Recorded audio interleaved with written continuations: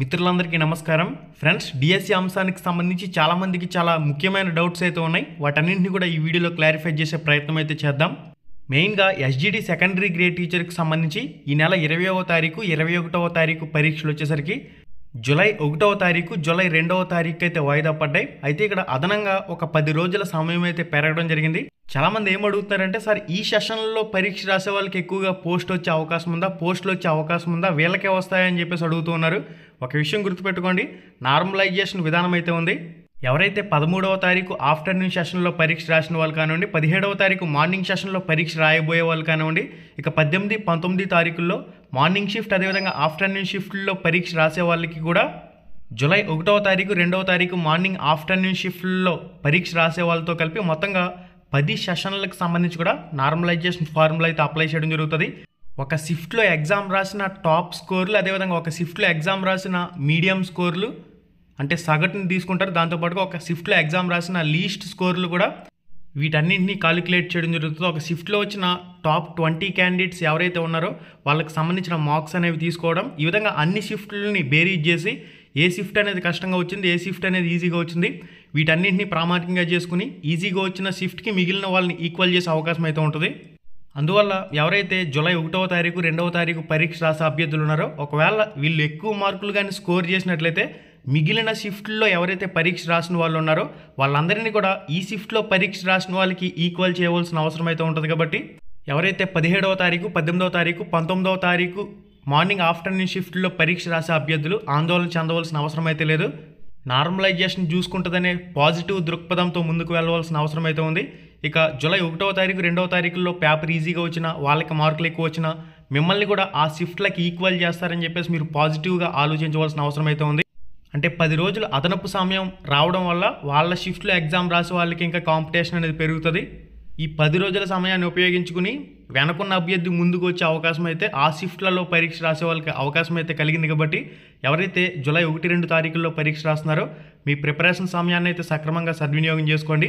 ఇక మనకి next update వచ్చేసరికి గత 2024లో జగన్మోహన్ రెడ్డి టైంలో డిఎస్సి నోటిఫికేషన్ ఇచ్చినప్పుడు అప్రెంటిస్షిప్ విధానం అయితే అమలు చేసేవారు కదా, దాన్ని పూర్తిగా ఈ నోటిఫికేషన్లో రద్దు చేస్తున్నట్లు క్లారిటీ ఇచ్చారు.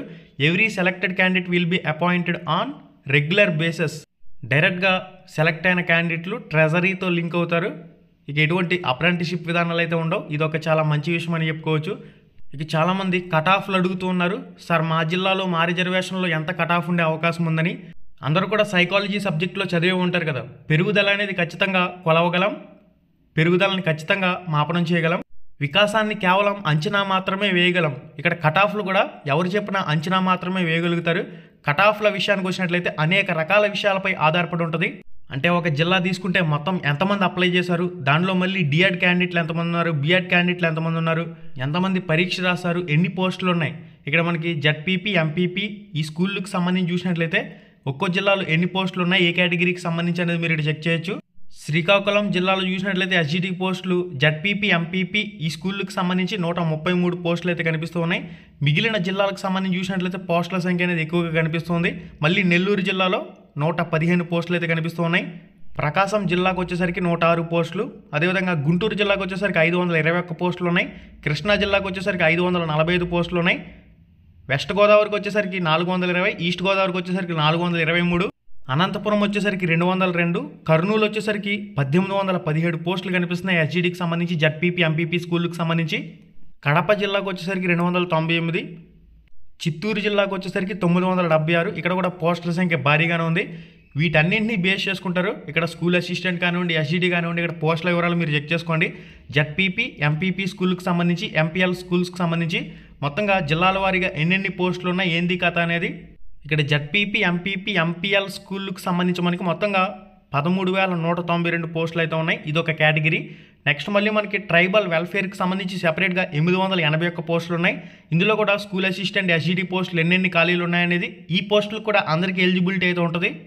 ఇక మనకి కొన్ని పోస్టులు డిస్ట్రిక్ట్ లెవెల్లో పోటీ పడే విధంగా కూడా పోస్టులు అయితే ఉన్నాయి. అవి కూడా మీరు ఇక్కడ చెక్ చేయొచ్చు. స్టేట్ లెవెల్లో జోన్ల వారీగా కూడా పోస్టులు అయితే ఉన్నాయి. ఏ జోన్లోకి ఏ పోస్టులు వెళ్తాయనేది కూడా నోటిఫికేషన్లో క్లారిటీగా ఇచ్చారు. మొత్తంగా ఈ 16,347 పోస్టులకు సంబంధించి ఎన్ని అప్లికేషన్లు వచ్చాయి, దాంతోపాటుగా ఎంతమంది పరీక్షకు హాజరయ్యారనే దానిపై బేస్ అయి కట్ ఆఫ్ అనేది డిసైడ్ అవుతుంది. కాబట్టి కట్ ఆఫ్ అనేది ఇప్పుడే మనం ఎగ్జాక్ట్గా చెప్పే పరిస్థితి అయితే ఉండదు.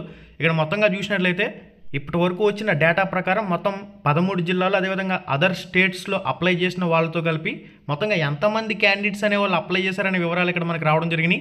అంటే ఇక్కడ మొత్తంగా అప్లై చేసిన క్యాండిడేట్లు వచ్చేసరికి డిఎడ్ బిఎడ్ ఇద్దరు అభ్యర్థులు కలిపి 3,35,401 మంది అయితే అప్లై చేయడం జరిగింది.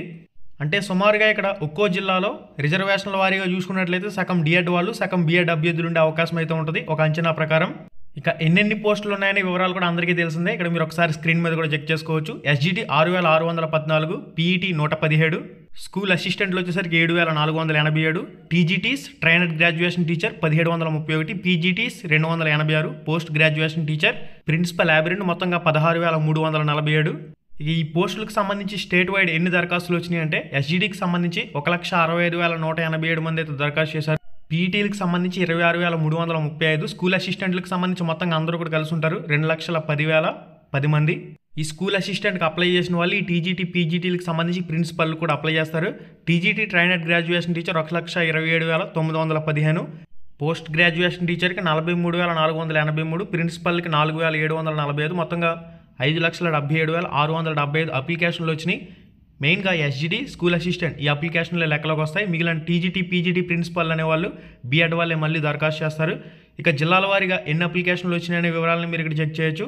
మొత్తంగా పోస్ట్ కేటగిరీ ప్రకారం ఎన్నెన్ని దరఖాస్తులు వచ్చాయనే వివరాలను కూడా మీరు ఇక్కడ స్క్రీన్ మీద చెక్ చేయొచ్చు.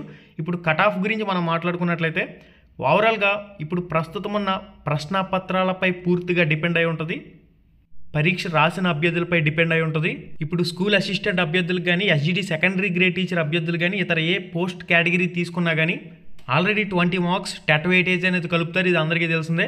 మీకు టెట్ వెయిటేజ్ ఒక 15 మార్కులు ఉండి మీరు డిఎస్సిలో 80 మార్కులు ఇయర్గా డిఎస్సిలో ఒక 55 మార్కులు స్కోర్ చేసినట్లయితే ఇక్కడ 55 ప్లస్ టెట్ వెయిటేజ్ 15 కలుపుకున్నా మీకు 70 మార్కుల స్కోర్ అయితే ఉంటుంది. 100 మార్కులకు గాను 80 మార్కులకి జరిగే డిఎస్సిలో 60 మార్కులు ఎవరైతే స్కోర్ చేసుకుంటారో దాన్ని గుడ్ స్కోర్ కింద చెప్పచ్చు. 80కి వచ్చిన 60 మార్కులు ప్లస్ అక్కడ టెట్ వెయిటేజ్ కలిస్తే ఆటోమేటిక్గా 70 ప్లస్లోకి వెళ్ళారంటే మీరు ఖచ్చితంగా పోటీలో ఉండే అవకాశం ఉంటుంది. పోస్ట్ వచ్చే పరిస్థితి అయితే ఉంటుంది. ఇది ఎస్జిటి స్కూల్ అసిస్టెంట్ ఇద్దరికి కూడా వర్తిస్తుంది. ఇక టీజీటీ పీజీటీ విషయంలో కట్ ఆఫ్ అనేది కొద్దిగా తగ్గే పరిస్థితి కూడా ఉంటుంది. కర్నూలు లాంటి జిల్లా చూసుకున్నట్లయితే కర్నూలు జిల్లాలో లోకల్లో కూడా లోకల్ అభ్యర్థులు పోటీ పడే విధంగా ఎక్కువ పోస్టులు ఉన్నాయి. కర్నూలు జిల్లాలో కట్ ఆఫ్ అనేది టెట్ వెయిటేజ్తో కలుపుకుని 68కి దిగినా కానీ ఆశ్చర్యపోవాల్సిన అవసరం అయితే లేదు. ఎందుకంటే లోకల్ జిల్లా క్యాండిడేట్స్ 80% పోస్టులు ఓన్లీ లోకల్ వాళ్ళకి మాత్రమే అవకాశం ఉంటుంది. శ్రీకాకుళం వంటి జిల్లాల్లో పోస్టుల సంఖ్య తక్కువగా ఉంది ఎస్జిడి సెకండరీ గ్రేడ్ టీచర్కి సంబంధించి. అటువంటి జిల్లాలో ఖచ్చితంగా 100 మార్కులకు గాను 75 మార్కులకు పైబడి కట్ ఆఫ్ అనేది ఎక్స్పెక్ట్ చేయొచ్చు. ఈ విధంగా ఒక్కో జిల్లాలో ఒక్కో రకంగా మారిపోతుంది. కొన్ని జిల్లాల్లో పోస్టుల సంఖ్య అనేది 500 వరకు ఉంది. ఇక ఎస్జిడి సెకండరీ గ్రేడ్ టీచర్కి సంబంధించి చిత్తూరు జిల్లా అభ్యర్థులకు చూసుకున్నట్లయితే భారీగానే పోస్టులు ఉన్నాయి. ఇక్కడ కూడా కట్ ఆఫ్ అనేది 70కి పైగా స్కోర్ చేసుకున్న వాళ్ళు సేఫ్ జోన్లోకి వెళ్తారని చెప్పేసి ఒక అంచనా అయితే వేసుకోవచ్చు. ఓకే, టెట్ వెయిటేజ్తో కలుపుకుని ఎవరైతే 70కి పైగా స్కోర్ చేసుకుంటారో వాళ్ళు వచ్చేసరికి మంచి స్కోర్ చేసినట్లుగానే భావించవచ్చు. ఎగ్జామ్స్ అన్నీ అయిన తర్వాత ఎగ్జామ్స్ పేపర్స్ అన్నీ కంప్లీట్ అయిన తర్వాత ఫైనల్గా నార్మలైజేషన్తో రిజల్ట్ వస్తుంది కాబట్టి అప్పుడు డిసైడ్ అవుతుంది. ఎగ్జామ్స్ అనేవి కంప్లీట్ అయిన తర్వాత కట్ ఆఫ్ మార్కులు అనేవి మనం జిల్లాల వారీగా విశ్లేషణ కూడా చేద్దాం. అప్పుడు దీని గురించి ఫుల్ క్లారిటీ అయితే వస్తుంది. ఎగ్జామ్ రాసిన అభ్యర్థుల అభిప్రాయాలను తీసుకుని మాత్రమే కట్ ఆఫ్ అనేది నిర్ణయించగలం. ప్రస్తుతం పేపర్లు అనేవి మధ్యస్థాయిలో వస్తున్నాయి కనుక మధ్యస్థాయి పేపర్ల విషయాన్ని దృష్టిలో ఉంచుకొని మనం చూసినట్లయితే 100 మార్కులకు గాను 70 మార్కులు పైబడి 70కి పైగా స్కోర్ చేసిన వాళ్ళకి సంబంధించి ఒక గుడ్ స్కోర్ కింద దీన్ని అయితే ఖచ్చితంగా చెప్పొచ్చు. దానిలో ఎటువంటి సందేహం లేదు. ఇక ఫైనల్గా రిజర్వేషన్ల వారీగా, రాష్ట్రాల వారీగా, పోస్టుల వారీగా, జిల్లాల వారీగా, పరీక్ష రాసిన అభ్యర్థుల వారీగా ఇవన్నీ బేరీజు వేసుకుని చూసినట్లయితే ఫైనల్గా నార్మలైజేషన్ తర్వాత ఫైనల్ కట్ ఆఫ్ అనేది డిసైడ్ అవుతుంది. అప్పటి వరకు కూడా వెయిట్ చేయాల్సిందే. అభ్యర్థులందరూ కూడా పరీక్ష రాసే అభ్యర్థులు మీ 100% ప్రయత్నం మీరు చేయాలి. పరీక్ష సక్రమంగా రాసి దాన్ని పూర్తి చేసే బాధ్యత మీపై ఉంది కాబట్టి మీ బాధ్యతను మీరు పూర్తి చేయండి. ఫర్దర్గా జరిగే ప్రాసెస్ అనేది జరుగుతుంది. పోస్టింగ్ల విషయానికి వచ్చినట్లయితే ఆగస్టు 15కి కానీ సెప్టెంబర్ 5కి కానీ పోస్టింగ్లు ఇచ్చే పరిస్థితి ఉంటుంది. అన్నీ కూడా సక్రమంగా జరిగి పోస్టింగ్లు రావాలని చెప్పేసి మనస్ఫూర్తిగా కోరుకుంటూ ప్రతి ఒక్కరు కూడా 16,347 మంది అభ్యర్థులు కూడా మొదటి జీతాలు తీసుకోవాలి. ప్రభుత్వం కూడా అన్నమాట ప్రకారం ఖచ్చితంగా ఆగస్టు 15కి కానీ సెప్టెంబర్ 5కి కానీ పోస్టింగ్ల ప్రక్రియను కూడా పూర్తి చేసేయాలి. కట్ ఆఫ్ మార్కుల గురించి విశ్లేషణ వీడియో ఎగ్జామ్స్ అన్ని కంప్లీట్ అయిన తర్వాత తప్పకుండా మన ఛానల్ అయితే వస్తుంది. దీని గురించి కుదిరితే సర్వే కూడా చేద్దాం. సర్వే ప్రకారం అభ్యర్థుల నుంచి పోల్ తీసుకుని ఎగ్జామ్స్ అన్నీ కంప్లీట్ అయిన తర్వాత అభ్యర్థుల నుంచి అభిప్రాయాలు పోల్ రూపంలో కండక్ట్ చేసిన అనంతరం ఫైనల్ కట్ ఆఫ్లకు సంబంధించి విశ్లేషణ వీడియో చేద్దాం. మళ్ళీ వీడియోలో మళ్ళీ కలుసుకుందాం.